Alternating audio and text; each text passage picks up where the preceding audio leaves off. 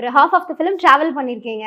அப்போ வந்து ஐயோ! இவங்க பெரிய பெரிய ஆளுங்களாச்சே, இவங்க கூட நம்ம நடிக்க போறோம் அப்படிங்கிற எக்ஸைட்மென்ட் இருந்துச்சா? இல்லன்னா வந்து அச்சச்சோ! நம்ம எப்படி பெர்ஃபார்ம் பண்றது இவங்க முன்னாடிலாம்?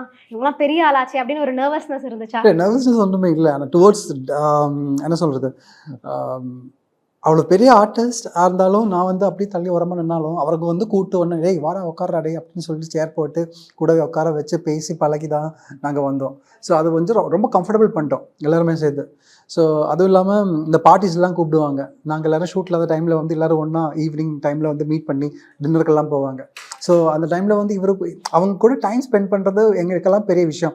பிகாஸ் அவங்கள பார்த்து தான் படத்துல வரணும், நடிக்கணுங்கிற ஆசை நம்மளுக்கே வந்துச்சு. இப்போ காதல்லாம் நம்ம பார்க்கும்போது, ஸ்கூல்ல உட்காந்து பார்க்கும்போது அப்படியே பிரமிச்சு பார்த்த படம். அவங்களோட டான்ஸ், ஃபைட் சீக்வென்ஸு, சங்கர் சாரோட படம், அதுக்கப்புறம் இப்போ விஜய் சாரோட நிறைய படங்கள் பார்த்துருக்கோம். ஸோ அவங்க கூட எல்லாம் பார்க்கணுங்கிறத மட்டும் ஆசை தான் இருந்துச்சு. அவங்களோட சேர்ந்து பழகி நடிக்கணும்னு எல்லாம் நினச்சு கூட பார்க்கல.